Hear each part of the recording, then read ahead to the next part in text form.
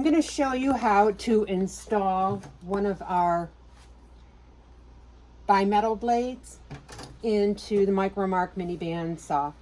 You're going to start by removing these 4 hex head bolts on the top. That requires a 5mm hex wrench.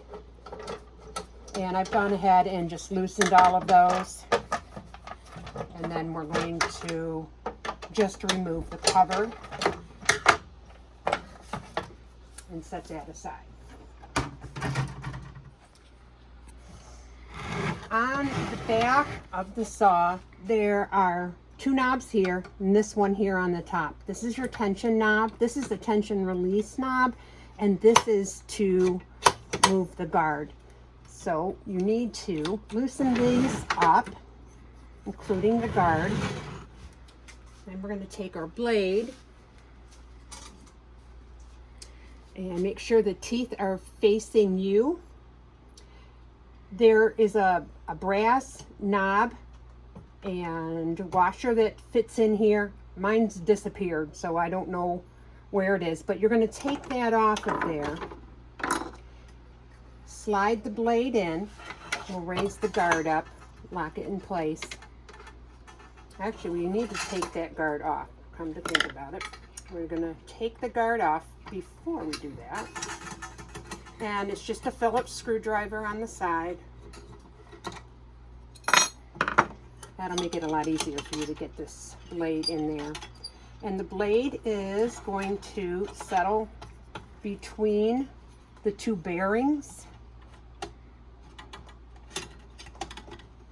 So fit this side first.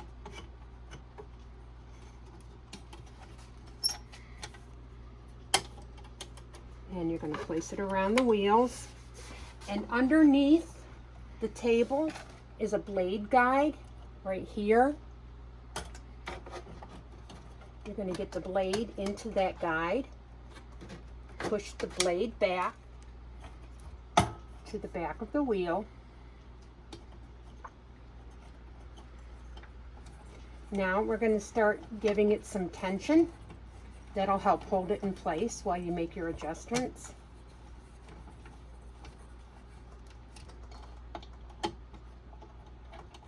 Now here on the side, you'll see these little numbers that say 3, 5, and 6.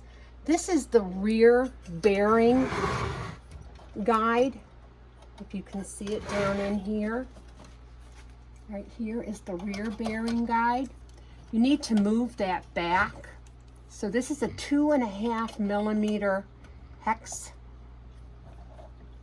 wrench, and we're going to loosen that.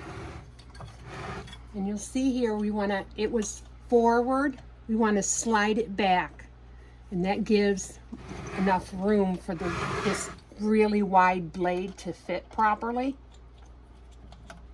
And then while you're holding it in place, use your hex wrench and tighten that back up. So just go around. I got it off the bottom wheel. And we'll just adjust that again. Make sure it's in the guide on the bottom. You may have to hold that in place while you're tightening up the wheel.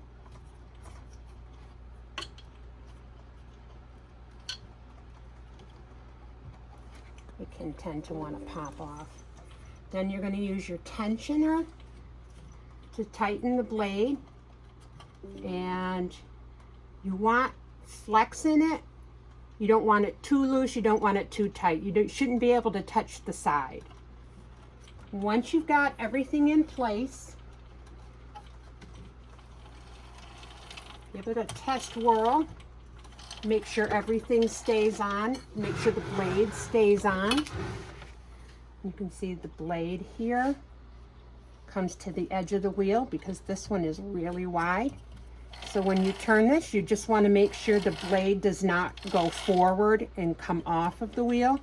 Once you've got all that set, then you're going to tighten the tension knob, and that'll keep everything from moving and keep you from losing tension.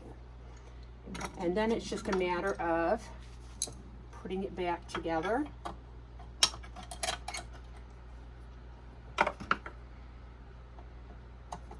So you're going to reinstall your blade guard. And then reinstall your cover.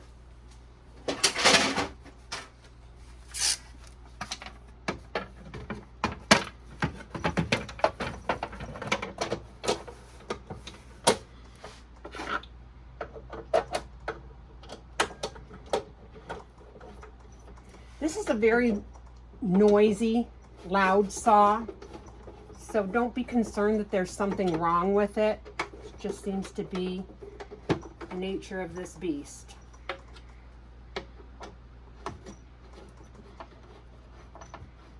Make sure you unplug it before you do all of this work. And there you go, all back together again.